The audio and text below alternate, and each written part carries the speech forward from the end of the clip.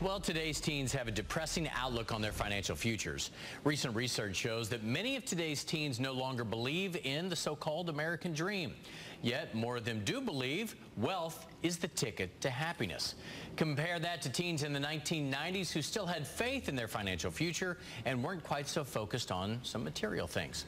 Certified financial planner Joe Bert joins us now to talk about it. Joe, you saw this report. What are your thoughts? Are teens mistaken about the American dream, or are they onto something here? No, unfortunately, the American dream for a lot of teens, at least in their minds, if not dead, is comatose, John. In fact, the New York Times this weekend had an article that said about 5.5 to 6 million young adults between 18 and 24 are not in school or unemployed, and it's changing dramatically. And that's the challenge, I think, that the younger generation and frankly our country faces. How do we get these young people into the workforce? Joe, I think part of the problem here is technology. I know you want to talk about that because they find out, hey, there's some 18-year-old kid who came up with some new app and he made $6 billion overnight, right? So when you hear that's the only way to do it these days, that can be depressing. Is it all going back to technology here? Well, the technology is running the world. In fact, if you look back just 10, 15 years, how technology has influenced everything that we do. It used to be a day and time when you could get an entry-level job as a receptionist. How many small companies today have a receptionist? You've got the automated phone system. In fact, there was a piece I saw one of your Fox affiliates from Iowa.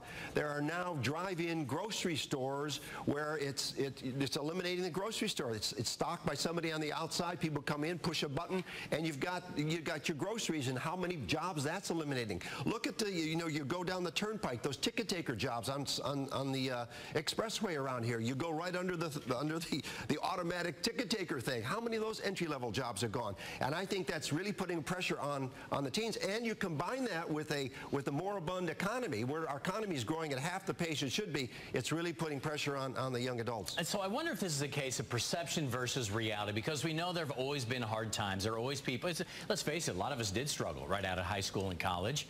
Is it really that much different these days than what it was before, or do you just hear so much more about it with the news, with social media, that people get depressed because they're hearing so much bad news out there? I think, John, it's both. I think it is more difficult today with our, as I said, with our really slow economy, and a lot of kids aren't getting the education that they need. They're getting education in the wrong things. But how many of them? Look at the dropout rates today we have in high school. What a sad commentary. And then kids go into college and they load up on this big debt, or they don't go to college because of the big debt. So we really have a challenge in this country to get those young adults, because that's the future generation. That's a generation that's be paying into Social Security for you and me.